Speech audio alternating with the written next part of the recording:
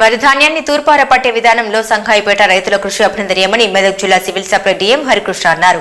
కొల్చారం మండలంలోని సంఘాయిపేట గ్రామంలో రైతు సహకార సంఘం ఆధ్వర్యంలో ఏర్పాటు చేసిన వరి ధాన్యం కొనుగోలు కేంద్రాన్ని సందర్శించారు. మెదక్ జిల్లా కొల్చారం మండలం సంఘాయిపేట గ్రామంలోని రైతు సహకార సంఘం ఆధ్వర్యంలో ఏర్పాటు చేసిన వరి ధాన్యం కొనుగోలు కేంద్రాన్ని మెదక్ జిల్లా సివిల్ సప్లై డిఎం హరికృష్ణ డిఎస్ఓతో కలిసి సందర్శించారు. రైతులు సన్న రకం వరి ధాన్యాన్ని తూర్పార పట్టే విధానాన్ని పరిశీలించి రైతులతో మాట్లాడారు. అనంతరం కోనాపూర్ గ్రామంలోని శ్రీ వెంకటేశ్వర రైస్ మిల్ సందర్శించారు. ఈ సందర్భంగా ఆయన మాట్లాడుతూ వరి ధాన్యాన్ని తూర్పార పట్టే విధానంలో సంఘాయిపేట రైతుల కృషి అభినందనీయమని అన్నారు. ఈ కార్యక్రమంలో సంఘం అధ్యక్షుడు జితేందర్ రెడ్డి, రైస్ మిల్ యజమాని వెంకటేశం, రైతులు పాల్గొన్నారు.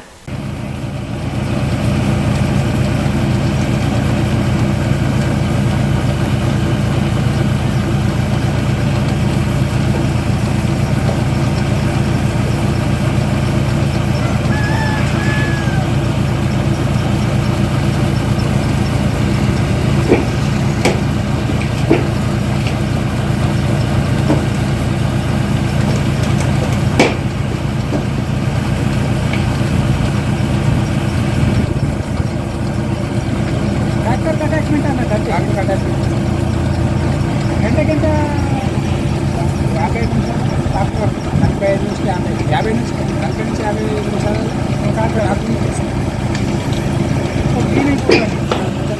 పైసలు మొత్తం చేసి ఇంట్లోనే కొట్లాడాలి చేయాలి అని ఒక ఆలోచన, అంతే తప్ప వేరే ఏం లేదు. నా దగ్గరకు వచ్చిండు, నన్ను అడిగిండు, ఇట్లా అంట కదా ఇట్లా అంట కదా ఇట్లా అంట కదా.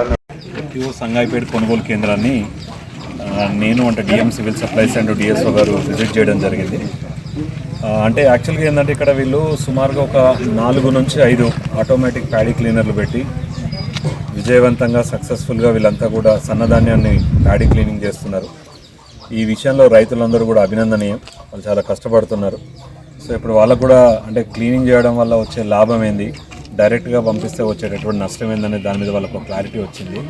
ఇప్పుడు వాళ్ళంతా కూడా ఏంటంటే వాలంటీర్గా క్లీన్ చేస్తున్నారు.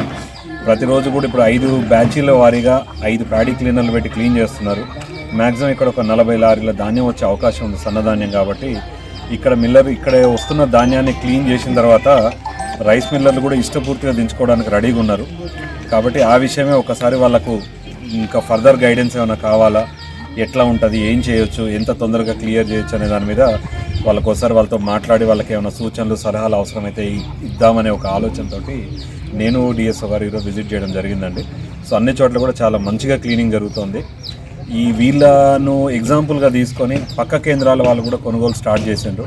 సో ఇది కనుక జిల్లా మొత్తం స్ప్రెడ్ అయితే మాత్రం ఏ రైతుకి సంబంధించిన ధాన్యం కూడా కటింగ్ అవడం కానీ వేరే ఇష్యూ కానీ ఏది లేకుండా ఈజీగా ఫాస్ట్గా అన్లోడ్ అవుతుంది. కాబట్టి ఈ ప్రాసెస్ని ఇట్లా ఈ కొనుగోలు ప్రాసెస్, క్లీనింగ్ ప్రాసెస్ ఇట్లా వీళ్ళు కంటిన్యూ చేయాలని చెప్పేసి వాళ్ళందరినీ కూడా మేము పర్సనల్గా రిక్వెస్ట్ చేయడం జరిగింది.